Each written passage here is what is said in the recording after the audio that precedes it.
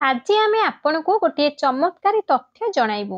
26 February को पड़िबाकु जाउची महाशिवरात्रि जागर।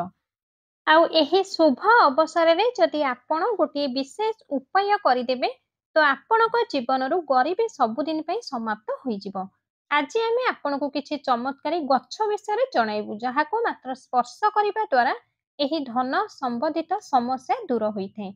जदि आपण एही गच्छर चेरको महाशिवरात्रि दिन नियम अनुसार आपणको घरକୁ ନେଇ ଆସିବେ ଏବଂ ଠିକ୍ ବିଧି ବିଧାନର ସହ ଉପଯୋଗ କରିବେ ତ ଆପଣଙ୍କୁ ଅପାର ଧନ ପ୍ରାପ୍ତ ହେବ।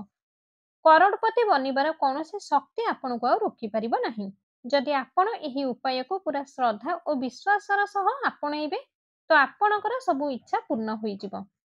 କିନ୍ତୁ ଆପଣଙ୍କୁ ଗୋଟିଏ ବିନମ୍ର ଅନୁରୋଧ, ଏହି ଉପାୟକୁ ପୁରା ଧ୍ୟାନର ସହ ବୁଝନ୍ତୁ, ତାପରେ ଯାଇ ଏହି ଉପାୟଟିର ସମ୍ପୂର୍ଣ୍ଣ ଆପଣମାନେ ଲାଭ ଉଠାଇ ପାରିବେ।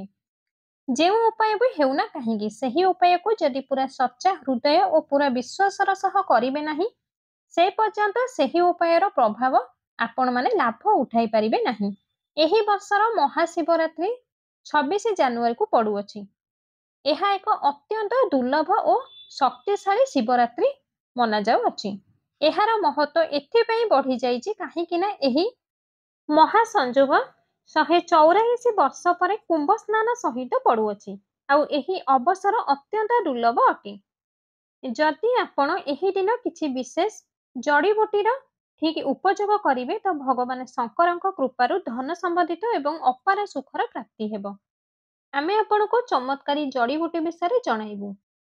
ତାହାକୁ ଅମୃତ ବୁଟି ବି କୁହାଯାଏ। ଏହା ସଞ୍ଜୀବନୀ ବୁଟି ସହ ସମାନ ପ୍ରଭାବଶାଳୀ ମନାଯାଏ। ଆମେ ଆପଣଙ୍କୁ ଏହି ଗଛର ଚମତ୍କାରୀ ଗୁଣ ଓ ଆୟୁର୍ବେଦିକ ଉପଯୋଗୀ ବାବଦରେ ବି ପୁରା ନିସ୍ତାର ଭାବରେ ଜଣାଇବୁ। ଯଦି ଏହି ଗଛ ଆପଣଙ୍କର ଘରର ଆଖପାଖରେ ଦେଖୁଛନ୍ତି ତ ଆଦୌ ହାତଛଡ଼ା କରନ୍ତୁ ନାହିଁ, କାହିଁକି ନା ଏହି ଗଛର ଗୁଣ ଅସାଧାରଣ ଅଟେ। ଯଦି ଆପଣ ଏହି ଗଛର ପୂଜାର୍ଚ୍ଚନା ଆରମ୍ଭ କରିଦେବେ ତ ଏହାର ଅଦ୍ଭୁତ ପ୍ରଭାବ ଆପଣଙ୍କୁ ନିଶ୍ଚିତ ଦେଖିବାକୁ ମିଳିବ। ଯେତେ ଯେତେ ଏହି ଚମତ୍କାରୀ ଗୁଣକୁ ଜାଣିବେ ସେତେ ସେତେ ଆପଣଙ୍କ ମନରେ ଏହି ଗଛ ପ୍ରତି ଶ୍ରଦ୍ଧା ବଢ଼ିବାକୁ ଲାଗିବ। ଏହା ଜାଣି ଆପଣ ଖୁସି ହେବେ କି ଭାରତର ପବିତ୍ର ଭୂମି ଉପରେ ଏମିତି ଦିବ୍ୟ ଓ ଚମତ୍କାରୀ ଗଛ ଆଜି ବି ଆଭେଲେବୁଲ୍ ଅଛି, ଯାହା ଆମ ନିୟନ୍ତ୍ରଣର ସକାରାତ୍ମକ ପରିବର୍ତ୍ତନ ଆଣିପାରିବ। ଆଉ ଏହି ଚମତ୍କାରୀ ଗଛ ହିଁ ହେଉଛି ଅପମାର୍ଗ ଗଛ। କମେଣ୍ଟ ବକ୍ସରେ ହର ହର ମହାଦେବ, ଜୟ ଶିବ ଶମ୍ଭୁ ଅବଶ୍ୟ ଲେଖନ୍ତୁ। ଯେଉଁ ମନୁଷ୍ୟ ସାଧନା କରି ମହାଶିବରାତ୍ରି ଦିନ ଭୋଳାନାଥଙ୍କୁ ପ୍ରସନ୍ନ କରିଦେଇଥାନ୍ତି ତ ତାଙ୍କର ସବୁ ଦୁଃଖ କଷ୍ଟ ଦୂର ହୋଇଯାଇଥାଏ। ଯେଉଁ ବ୍ୟକ୍ତି ଉପରେ ଭୋଳାନାଥଙ୍କର ଆଶୀର୍ବାଦ ପ୍ରାପ୍ତ ହୋଇଥାଏ ସେହି ବ୍ୟକ୍ତି ସବୁଠୁ ଧନୀ, ଶ୍ରେଷ୍ଠ, ବୁଦ୍ଧିମାନ ହୋଇଥାନ୍ତି। ଏମିତିରେ ବି ଭୋଳାନାଥ ଅଳ୍ପ ପୂଜା ପାଠରେ ବି ପ୍ରସନ୍ନ ହୋଇଯାଇଥାନ୍ତି। କିନ୍ତୁ କିଛି ଏମିତି ନିୟମ ଅଛି, ଏହି ନିୟମର ପ୍ରୟୋଗ କରିବା ଦ୍ୱାରା, ପୂଜାପାଠ କରିବା ଦ୍ୱାରା ଲାଭର ପ୍ରାପ୍ତି ହୋଇଥାଏ। ଆଉ ଏହି ଗଛର ଚେରରେ ମାତା ଗଙ୍ଗାଙ୍କର ବାସ ହୋଇଥାଏ। ଦର୍ଶକ ବନ୍ଧୁ, ଯଦି ସତରେ ଆପଣ ଆପଣଙ୍କ ଜୀବନରେ ସୁଖ, ସମୃଦ୍ଧି ଓ ଶାନ୍ତି ଚାହୁଁଛନ୍ତି, ଆମର ଏହି ଚ୍ୟାନେଲକୁ ସବସ୍କ୍ରାଇବ୍ ଅବଶ୍ୟ କରିଦିଅନ୍ତୁ ଏବଂ ଏହି ଭିଡ଼ିଓଟିକୁ ଆପଣଙ୍କର ଫ୍ରେଣ୍ଡ ସର୍କଲମାନଙ୍କୁ ଅଧିକରୁ ଅଧିକ ସେୟାର କରନ୍ତୁ। ତେବେ ଚାଲନ୍ତୁ ଗୋଟିଏ ଚମତ୍କାରୀ ଉପାୟ ବିଷୟରେ ଜାଣିବା। ଆଉ ଏହି ଉପାୟଟି ଯଦି ଆପଣ ଆପଣେଇବେ ତ ନିଶ୍ଚୟ ମାତା ଲକ୍ଷ୍ମୀଙ୍କ କୃପା ଆପଣଙ୍କ ଉପରେ ବନି ରହିବ ଏବଂ ଆପଣଙ୍କୁ ଧନବାନ ବନିବାର କୌଣସି ବି ଶକ୍ତି ରୋକିପାରିବ ନାହିଁ। ଆଉ ଉପାୟଟି ହେଉଛି, ଏହି ଚମତ୍କାରୀ ଗଛକୁ ଶିବରାତ୍ରି ଦିନ ବାସ୍ ଆପଣ ଖାଲି ଛୁଇଁ ଦେଇ ଆସନ୍ତୁ। ଦେଖିବେ ଆପଣଙ୍କୁ କରୋଡ଼ପତି ବନିବାର ଏ ଦୁନିଆର କୌଣସି ବି ଶକ୍ତି ରୋକିପାରିବ ନାହିଁ। ଏହି ବୃକ୍ଷ ମହାଶିବରାତ୍ରି ଦିନ ଛୁଇଁ ସାରିବା ପରେ ବ୍ୟକ୍ତି ରାତାରାତି କରୋଡ଼ପତି ବନିଯିବେ। ତାଙ୍କ ଭାଗ୍ୟ ଚମକିବାକୁ ଲାଗିବ। ଆଜିର ଭିଡ଼ିଓରେ ଆମେ ଆପଣଙ୍କୁ କିଛି ବୃକ୍ଷ ବିଷୟରେ ଜଣାଇବୁ। ଆଉ ଏହି ବୃକ୍ଷ ଭିତରୁ ଯଦି କୌଣସି ବି ଗୋଟିଏକୁ ଆପଣ ମହାଶିବରାତ୍ରି ଦିନ ଛୁଇଁଦେବେ ତ ଆପଣଙ୍କର ତତ୍କାଳୀନ ଗରିବୀ ଦୂର ହୋଇଯିବ। ଆମ ହିନ୍ଦୁ ଧର୍ମରେ ଅନେକ ଗଛକୁ ଦେବୀ ଦେବତା ମାନିକି ଆମେମାନେ ପୂଜାପାଠ କରିଥାଉ। ଖାଲି ସେତିକି ନୁହେଁ, ଏହା ସହ ବିଜ୍ଞାନ ବି କହିଥାଏ କି ଗଛ ମନୁଷ୍ୟକୁ ପ୍ରାଣବାୟୁ ପ୍ରଦାନ କରିଥାଏ। ବୃକ୍ଷଲତା ଆମକୁ ଅକ୍ସିଜେନ୍ ଦେଇଥାଏ ଏବଂ ଆମଠାରୁ କାର୍ବନ ଡାଇଅକ୍ସାଇଡ୍ ନେଇଥାଏ।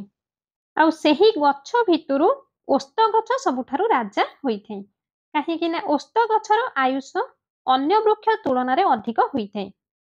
ଏହା ସହ ଭଗବାନ ବିଷ୍ଣୁ ବି ସ୍ୱୟଂ ଓସ୍ତ ବୃକ୍ଷରେ ମାତା ଲକ୍ଷ୍ମୀଙ୍କ ସହିତ ବାସ କରିଥାନ୍ତି। ତ ଆପଣ ମହାଶିବରାତ୍ରି ଦିନ ଏହି ଗଛକୁ ଛୁଇଁ ଦେଇ ଆସନ୍ତୁ। ଆପଣଙ୍କର ଗରିବୀ, ଯାହା ବି ରୋଗ, ଯାହା ବି ଦୋଷ ଥାଏ ଏବଂ ସମସ୍ତ ପ୍ରକାର କଷ୍ଟ ଆପଣଙ୍କର ସମାପ୍ତ ହୋଇଯିବ। ଆମ ଧର୍ମରେ ଏମିତି ବୃକ୍ଷ ଅଛି ଯାହା ଅତ୍ୟନ୍ତ ଚମତ୍କାରୀ ଓ ଅତ୍ୟନ୍ତ ମଙ୍ଗଳକାରୀ ହୋଇଥାଏ। ଆଉ ଏହି ବୃକ୍ଷ ମନୁଷ୍ୟର ସବୁ ପ୍ରକାରର କଷ୍ଟକୁ ଦୂର କରିପାରିବ। ପୂର୍ବ ଜନ୍ମରେ ଯଦି ଆପଣଙ୍କର କିଛି ପାପ କିମ୍ବା କିଛି ଖରାପ କାମ ଯୋଗୁଁ ଆପଣଙ୍କର କୁଣ୍ଡଳୀରେ ଅନେକ ପ୍ରକାରର ଦୋଷ ଲାଗି ଯାଇଥାଏ, ତ ସେହି ଦୋଷକୁ ଦୂର କରିବାର କାମ କରିଥାଏ ଏହି ଗଛ। ଆଉ ସେହି ଗଛକୁ ମହାଶିବରାତ୍ରି ଦିନ ଏହି ବୃକ୍ଷକୁ ଯଦି କୌଣସି ଗୋଟିଏ ଗଛକୁ ଆପଣ ଯାଇ ଛୁଇଁ ଦେବେ, ତ ଆପଣଙ୍କ ଜୀବନରେ ଯେଉଁ ଦୋଷ ଲାଗିଛି, ଆପଣଙ୍କର ଜୀବନରେ କୌଣସି ପ୍ରକାରର ଅଭିଶାପ ଲାଗିଥାଏ, ତ ଏହି ଗଛ ତାହାକୁ ସମାପ୍ତ କରିଦେଇଥାଏ। ଆଉ ଏହି ବୃକ୍ଷକୁ ଛୁଇଁବା ମାତ୍ରେ ହିଁ ମହାଶିବରାତ୍ରି ଦିନଠାରୁ ଆପଣଙ୍କ ଜୀବନରେ ଏପରି ପରିବର୍ତ୍ତନ ହେବ କି ଆପଣ ସବୁ କର୍ମରେ ସଫଳ ହେବାକୁ ଲାଗିବେ। ତେବେ ଚାଲନ୍ତୁ କେଉଁ କେଉଁ ଗଛକୁ ଆପଣ ଛୁଇଁବେ ଜାଣିବା। ପ୍ରଥମେ ହେଉଛି ପାରିଜାତ ବୃକ୍ଷ। ଆଉ ଏହି ପାରିଜାତ ବୃକ୍ଷକୁ ବହୁତ ଉତ୍ତମ ବୃକ୍ଷ ମନାଯାଏ। ଆଉ ଏହି ପାରିଜାତ ବୃକ୍ଷ ସମୁଦ୍ର ମନ୍ଥନରୁ ଉତ୍ପତ୍ତି ହୋଇଥିଲା। ଏହି ବୃକ୍ଷକୁ ଦେବରାଜ ଇନ୍ଦ୍ର ନନ୍ଦନବନରେ ସ୍ଥାପନ କରିଥିଲେ। ସ୍ୱର୍ଗରେ ପାରିଜାତ ବୃକ୍ଷ ସ୍ଥାପିତ କରି ରଖିଥିଲେ। ଆଉ ପାରିଜାତ ବୃକ୍ଷକୁ ଭଗବାନ ଶ୍ରୀକୃଷ୍ଣ ମାନବ ଜାତିର କଲ୍ୟାଣ ପାଇଁ ଧରିତ୍ରୀ ଉପରକୁ ଆଣିଥିଲେ। ଆପଣ ଏହି ପାରିଜାତ ବୃକ୍ଷ ପାଖକୁ ମହାଶିବରାତ୍ରି ଦିନ ଯିବେ ଏବଂ ଗୋଟିଏ ଘିଅର ଦୀପ ଜଳାଇବେ। ଯଦି ବି ଆପଣଙ୍କ ଘିଅ ଦୀପ ଜଳାଇବା ସମ୍ଭବପର ହେଇପାରୁନାହିଁ, ତେବେ ସୋରିଷ ତେଲ, ନଡ଼ିଆ ତେଲ, ରାଶି ତେଲ, ଯେକୌଣସି ତେଲରେ ବି ଆପଣ ଦୀପ ଜଳାଇ ପାରିବେ। ଆଉ ସେହି ଦୀପରେ ଗୋଟିଏ ଲବଙ୍ଗ ରଖିବେ, ଗୋଟିଏ କର୍ପୂର ରଖିବେ ଏବଂ ଦୀପଟିକୁ ଜଳାଇବେ। ଏହା ସହ ଆପଣଙ୍କର ଯାହା ବି ମନସ୍କାମନା ଅଛି, ଯାହା ବି ସେ ଚାକିରିକୁ ନେଇ ହଉ ବା ଗରିବୀ ଦୂର କରିବା ପାଇଁ ହେଉ ବା ଧନ ସମ୍ବନ୍ଧିତ ସମସ୍ୟା ହେଉ, ଯାହା ବି ହେଉ, ଆପଣଙ୍କର ଯାହା ବି ମନସ୍କାମନା ଅଛି ତାହାକୁ ମନେ ମନେ କହିବେ, ହେ ବୃକ୍ଷରାଜ, ଆପଣ ମୋର ଏହି ମନସ୍କାମନାକୁ ପୂରା କରନ୍ତୁ। ଆପଣ ଆପଣଙ୍କର ମନସ୍କାମନାକୁ କହିଦେବେ, ତାପରେ ସେହି ବୃକ୍ଷକୁ ଆପଣ ସ୍ପର୍ଶ କରିନେବେ। ଏହାପରେ ଏହି ବୃକ୍ଷ ତଳେ ମଖାନ ଭୋଗ ଲଗାଇବେ। ପାରିଜାତ ବୃକ୍ଷରେ ମାତା ଲକ୍ଷ୍ମୀ ଓ ଭଗବାନ ବିଷ୍ଣୁ ନିବାସ କରିଥାନ୍ତି। ଶାସ୍ତ୍ର ଅନୁସାରେ ଭଗବାନ ଶ୍ରୀକୃଷ୍ଣଙ୍କର ଏହି ଗଛ ବି ସ୍ୱରୂପ ମନାଯାଏ। ଆଉ ଶ୍ରୀକୃଷ୍ଣ ହିଁ ପାରିଜାତ ବୃକ୍ଷକୁ ମାନବ ଜାତିର କଲ୍ୟାଣ ପାଇଁ ନନ୍ଦନବନରୁ ଆଣିଥିଲେ। ଆଉ ଯଦି ବି ଆପଣଙ୍କ ଜୀବନରେ କୌଣସି ପ୍ରକାର ଅଭିଶାପ ଲାଗିଥାଏ, ପାପ ଲାଗିଥାଏ କିମ୍ବା କୌଣସି ପ୍ରକାର ଖରାପ ନଜର ଲାଗିଥାଏ, ସେହି କାରଣରୁ ଆପଣଙ୍କର ବନ୍ଦ ହୋଇ ପଡ଼ିଥିବା ଭାଗ୍ୟକୁ ଆପଣ ଯଦି ଚାହାନ୍ତି ଆପଣଙ୍କର ବନ୍ଦ ହୋଇ ପଡ଼ିଥିବା ଭାଗ୍ୟର ତାଲାକୁ ଖୋଲିଯାଉ, ତ ଏହି ବୃକ୍ଷକୁ ଛୁଇଁ ଆପଣଙ୍କର ମନସ୍କାମନାକୁ କହିଦିଅନ୍ତୁ ଏବଂ ଲବଙ୍ଗ କର୍ପୂର ସହ ଦୀପଟିଏ ଲଗାଇଦେବେ। ତେବେ ଆପଣ ନିଜେ ଦେଖିବେ ଆପଣଙ୍କର ସବୁ ଦୋଷ, ସବୁ ପାପ, ସବୁ ଅଭିଶାପ ଆପଣଙ୍କର ତୁରନ୍ତରୁ ତୁରନ୍ତ ଦୂର ହୋଇଯିବ। ଏହା ସହ ଆପଣ ଓସ୍ତ ଗଛ ପାଖକୁ ଯିବେ। ଶିବରାତ୍ରି ଦିନ ଓସ୍ତ ଗଛ ମୂଳରେ ଗୋଟିଏ ଦୀପଟିଏ, ଦେଶୀ ଘିଅର ଦୀପଟିଏ ଲଗାଇବେ। ସେହି ଘିଅରେ ଗୋଟିଏ ଲବଙ୍ଗ ପକାଇବେ ଏବଂ ଗୋଟିଏ କର୍ପୂର ପକାଇ ଦୀପଟିଏ ଲଗାଇବେ। ଓସ୍ତ ଗଛ ମୂଳରେ ଆପଣଙ୍କର ପ୍ରତ୍ୟେକ ମନସ୍କାମନା, ଯାହା ବି ଆପଣଙ୍କର ମନସ୍କାମନା ଅଛି, ମନେ ମନେ କହିବେ ଏବଂ ଭୋଗ ଲଗାଇବେ। ଏହାପରେ ସେହି ଓସ୍ତ ଗଛକୁ ସ୍ପର୍ଶ କରିଦେବେ। ଦେଖିବେ କିପରି ଆପଣଙ୍କର ମନସ୍କାମନା ଧୀରେ ଧୀରେ ପୂରଣ ହେବାକୁ ଲାଗିବ। ଯଦି କୌଣସି ବ୍ୟକ୍ତି ବେରୋଜଗାର ଅଟନ୍ତି, ତାଙ୍କୁ ଚାକିରି ପ୍ରାପ୍ତ ହେଇପାରୁନାହିଁ, ତ ସେହି ବ୍ୟକ୍ତି ଏହି ଉପାୟକୁ ନିହାତି ଥରେ କରିକି ଦେଖନ୍ତୁ। ଏହି ଉପାୟ ପାଇଁ ଆପଣ ଶନିବାର କିମ୍ବା ରବିବାର ଦିନ ସୂର୍ଯ୍ୟୋଦୟ ପୂର୍ବରୁ ଗୋଟିଏ ଅପମାର୍ଗ ଚେରକୁ ଆଣିବେ। ତା ପରଦିନ ସୋମବାର ନାହିଁ ତ ମଙ୍ଗଳବାର ଦିନ ସେହି ଚେରକୁ ବିଧିପୂର୍ବକ ପୂଜା କରି ବୁଧବାର ଦିନକୁ ଏହି ଚେରକୁ ଧାରଣ କରିବେ।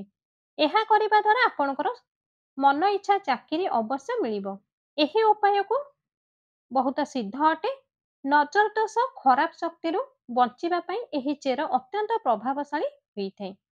ଯଦି କୌଣସି ବ୍ୟକ୍ତି କିମ୍ବା ଛୋଟ ପିଲାଙ୍କୁ ବାର ବାର ନଜର ଦୋଷ ଲାଗିଥାଏ, ତ ଏହି ଉପାୟକୁ ଆପଣ ଅବଶ୍ୟ କରନ୍ତୁ।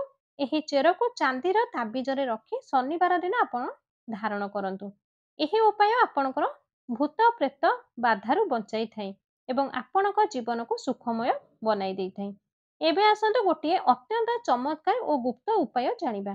ଯାହାକୁ ବହୁତ କମ୍ ଲୋକ ଜାଣିଥାନ୍ତି। ଯଦି ଆପଣ ଚାହାନ୍ତି କି ଆପଣଙ୍କର କଥା ଅନ୍ୟମାନେ ମାନନ୍ତୁ, ଆପଣଙ୍କ କଥାକୁ ପାଳନ କରନ୍ତୁ, ତ ଏଥିପାଇଁ ଏହି ଉପାୟଟି ଆପଣାନ୍ତୁ। ଏଥିପାଇଁ ଆପଣ ଗୋଟିଏ ଅପମାର୍ଗ ଗଛର ଚେର ଆଣନ୍ତୁ, ଗୋଟିଏ ଦୁବ ଘାସକୁ ମିଶାଇ ବାଟି ଦିଅନ୍ତୁ। ଗୋଟିଏ ଚମତ୍କାରୀ ତିଳକ ବନାଇବେ ଏବଂ ସେହି ତିଳକକୁ ଲଗାଇବେ ଏବଂ କୌଣସି ସଭାକୁ ଯିବେ ତ ଲୋକ ଆପଣଙ୍କର ଉପରେ ଆକର୍ଷିତ ହେବେ ଏବଂ ଆପଣଙ୍କ କଥାକୁ ମାନିକି ଚାଲିବେ।